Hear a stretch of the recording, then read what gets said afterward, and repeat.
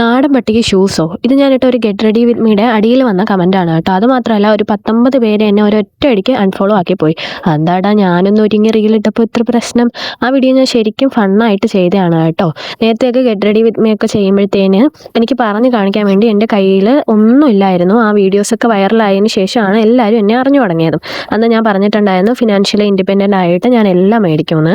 ആ കമൻറ്റിലൂടെ പുള്ളി എന്താ ഉദ്ദേശിച്ചതെന്ന് എല്ലാവർക്കും മനസ്സിലായല്ലോ അല്ലേ? അതേ സെറ്റാ നല്ല കഷ്ടപ്പെട്ട് മുമ്പോട്ട് പോകുന്ന ഒരു മിഡിൽ ക്ലാസ് ഫാമിലിയിൽ തന്നെയാണ് ഞാൻ ജീവിക്കുന്നത്.